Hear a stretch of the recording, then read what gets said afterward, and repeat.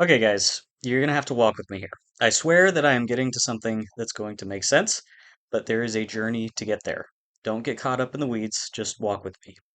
So, a while back, I was sitting with my cat, and I was thinking about how strange it is that that's a thing that we humans do, and how strange it is for cats to do it. I mean, we are totally freaky to them, all skinny and bony and hairless, with these gnarly, grabby hands and weird flat faces, and we're absolutely huge. And we pick them up and carry them around like it's nothing, and we think it's weird if they don't like it. How bizarre is that? Can you imagine if some weird alien was to us what we are to them? If there was some giant octopus beast that wrapped its slimy tentacles around you and coiled you into its mantle and kept beaking at you? It would be insane. Of course, it would only be insane to us because we, you and I right here, right now, are not used to it. Like feral cats, who are rightly disturbed by such things. We would be totally freaked out because giant octopods who want to cuddle are not a normal thing in our lives. I was thinking about what my cat must think of the world, wondering if he thought it was weird to live with another species entirely. And I got to wondering if he realized that the world around us is built by humans for humans. Like, does he know that cat food doesn't just grow in bags under the table? Does he know that tables are not a natural land formation? I wonder if he understands that we built this house because we wanted to live here, not that we live here because we found this house. It's not like a cave where it just exists and then you move into it. So then I was thinking about zoo animals, which is a topic that comes up in my head on a semi regular basis. Their entire environment is constructed, but we, generally, construct that environment to mimic where they would live in the wild. Do you think they know that?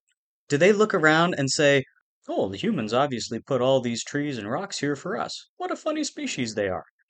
Or do they look around and say, huh, there are humans here in this totally normal environment with us. Somehow they, as a species, are able to get through these fences that grow everywhere. Like how birds are somehow able to fly through the air, but that's just a thing that some species can do and some species can't do. Do they ascribe us any great agency in all of this? What about when we feed them? Do they think we're intentionally feeding them? Or just that we're very wasteful and they are good scavengers? Do they think that things just happen and unrelated, there are humans around? I mean, I can't imagine that a tiger sees a keeper throw a dead chicken into the enclosure and says, gosh, dead birds fall out of the sky when that human is around. But I also can't imagine that the tiger says, I bet there's a large-scale industrial farming system in which humans feed, protect, and then slaughter a vast number of specifically bred birds for the sole purpose of consuming, and a few of those millions of carefully procured corpses are fed to me because the humans are interested in me as a representative of my species.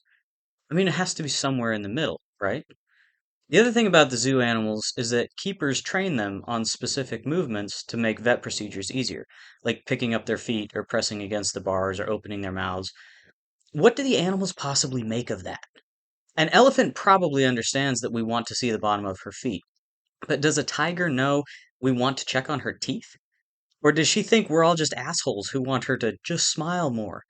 Because it's not like they understand that we can help them if we know that they have a problem.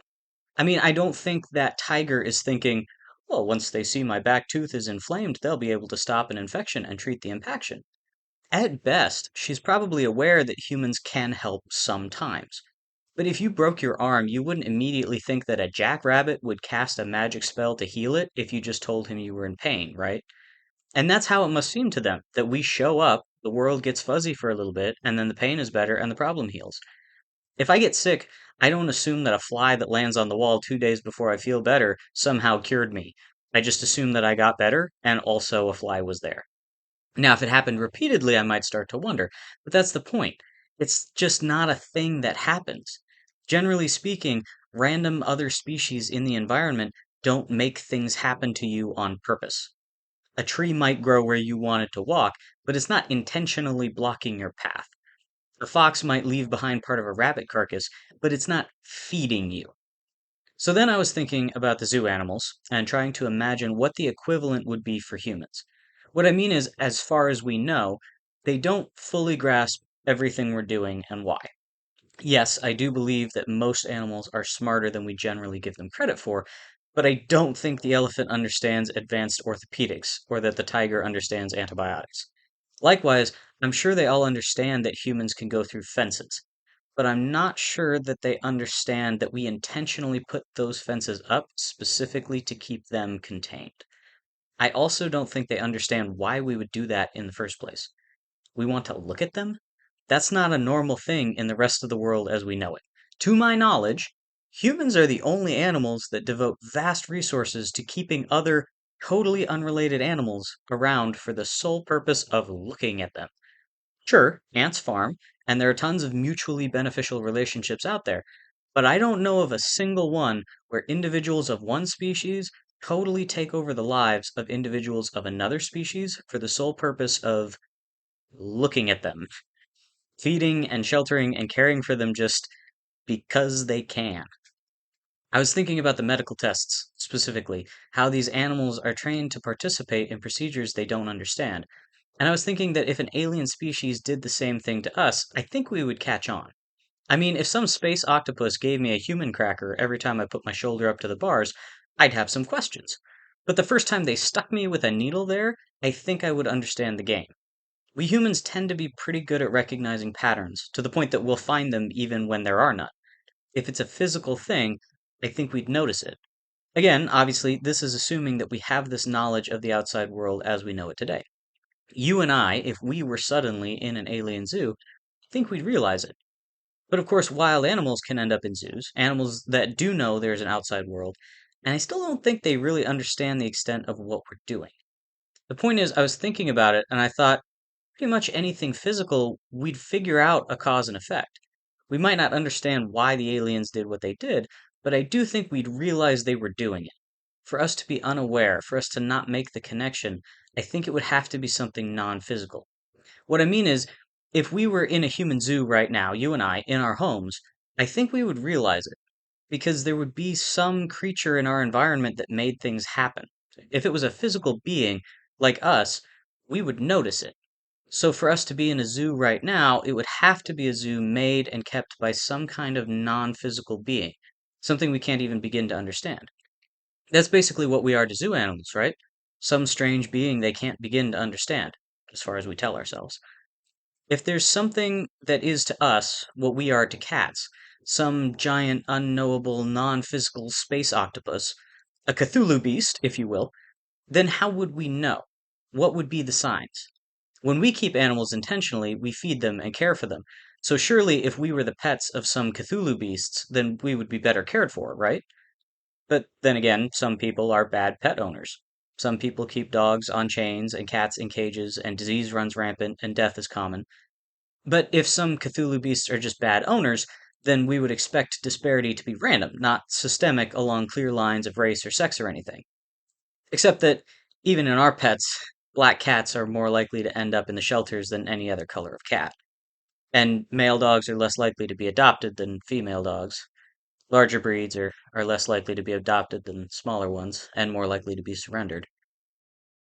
Okay, don't be mad, but now I'm going to ask you to ignore everything I just said. Believe it or not, that was all just the weeds, and what I actually want to talk about has very little to do with Cthulhu beasts or zoo animals. It was important to walk you through this whole thought process so you could see how I got to where I got. The main thing is that we're all in the same place now. I'm not actually here to talk about zoo animals and aliens, and it's totally fine if you don't agree with any of the conclusions that I've drawn about various intelligence levels or human capacities. The important thing is that you understand what I mean when I say that I was thinking about these Cthulhu beasts and I realized that there was no immediate way to disprove the theory, but at the same time, I knew that it was not a theory that was worth spreading. See, I arrived at the point where this theory would give racism and wealth inequality a superhuman explanation. Basically, God made it that way. It would remove our agency to fix our society, and more importantly, it would remove our responsibility to do so. Instead of looking around and saying, geez, this kind of sucks, we should work to make this better, it would encourage us to say, geez, this really sucks. Well, nothing we can do about it. And I don't think we need any more excuses to do that. In my head, I had already decided that even if I couldn't disprove the Cthulhu beasts, even if it was, in fact, true, I wasn't going to be peddling this new religion to the world. But then I had to stop and question myself. Who am I to decide what people are allowed to know? Who am I to decide what truth is suitable for the masses? If there really are Cthulhu beasts watching over us, is it not the right of the people to know it? And herein lies the real topic that I want to discuss today. Does something being the truth make it inherently worth knowing or worth sharing? Because let's say that this Cthulhu Beast theory is true. I don't believe that, obviously, but let's say that it was. Is it worth sharing? We've already established that it would remove the impetus for us to change our society for the better, would encourage complacency and acceptance, which I do not believe are good things in this instance. Does the fact that something is true make it inherently valuable? Does it have inherent worth just by virtue of being true? Related, just because something is true, is it inherently worth sharing? Does everyone deserve to hear it just because it is true? I suppose before we can really answer that question, we have to talk about what it means to be true. We have to ask if there is, in fact, a single shared reality in which certain things are real and correct and unequivocally true. And if that is the case, is there any way for us to actually know it? If there is, in fact, a single shared reality, then it is filtered through our perception of it anyway. We must assume that no one being actually perceives that single shared reality in its full and correct way. So any truths of that reality must be cobbled together by comparing our disparate perspectives and finding the places where they overlap. In that case, true could be defined as the perception most widely held, as in most people perceive this in this way, thus we conclude that this is the most accurate perception. Even then, we are harshly limited to those things which we can perceive, which we can quantify to a degree that comparison between people is possible. We are limited by our ability to communicate our own perceptions and understand the perceptions of others, to identify and agree on the details of the most widely held version. This, of course, assuming the best intentions on the part of everyone involved, assuming that everyone is doing their level best to reach an agreement, even when it means that their perception is in the minority and is decided to be a slanted version of the single shared reality, even when their perception is labeled untrue. Even in that best case scenario, we are still grasping at straws, drawing pictures of reality based on the shadows it casts. True becomes a democracy, whatever the most people agree on.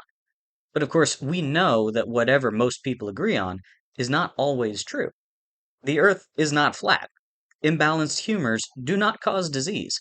Sweet smells do not stop the plague. So, what is truth? Perhaps what is true is less about theory and more about practicality. The truth is that if you sail off the map, you will probably never come back. The truth is that your bodily fluids are important, and that fever or a runny nose are often part and parcel of disease. The truth is that putting anything, including herbs and cloth, in front of your nose and mouth might keep you from catching the plague. There's a thought exercise about what it means to know something. It goes that you walk up to a pasture of rolling hills, and on the nearest hill you see a woolly white animal laying in the grass. You assume this is a sheep, and so you say, "There are sheep in this pasture." Well, it turns out that what you saw was a dog, but on the other side of the hill, there are some sheep. The question is, did you know there were sheep in the pasture? You were right, but did you know it? You made a guess based on evidence that turned out to be false. So really, it was just a shot in the dark that happened to be right. The question I want to ask here is less about the meaning of knowing and more about whether it matters. Whether or not you knew there were sheep in the pasture, you behaved as if there were. You closed the gate behind yourself. Whether or not you knew that sweet smells kept the plague away, you wore a mask and kept yourself safe. This might be really unsatisfying for some people, but this is not the part where I give you an answer. I know what I believe, but I think that ultimately we all have to find our own answers to these questions. I can't tell you what is right for the same reason that I can't tell you what is true. It's all based on perspective. I encourage each of you to think about these questions, to ask yourself what it means to be true, whether a truth exists or is knowable at all, and if so, is it thus inherently worth knowing or inherently worth sharing? Are there limits? Who determines which truths should be known and which should not? Who determines which truths should be shared? I think of Men in Black when one of the agents says that Earth is always a few hours from destruction, but they don't tell people because it would cause mass panic, and there's nothing they can do about it anyway. I think of the old stories about goblins that live in the outhouse, and that's why you shouldn't eat anything that grows nearby. I think of all the legends where a main character wasn't told some important piece of information to protect them, and then they almost destroy everything because they didn't have that supercritical information. I think at the end of the day, the truth, like all truth, is that there is no one true answer. There isn't a sweeping blanket policy that is always right all the time. I do believe that there is a reality, and I do believe that we each see facets of it. But just as those facets of a shared reality can be conflicting, so the truth is not always right. I can't give you the answer, and I don't believe that there is one. But I hope that I have given you a place to start from as you find yours. Thank you for joining me here today. I know it was a long and twisting walk, but I'm glad you stuck with me to the end, and I hope you agree that the journey was worth it. I hope you will come back and join me again next week. But until then, I wish you safe travels and stable home fronts. Be well, my friends.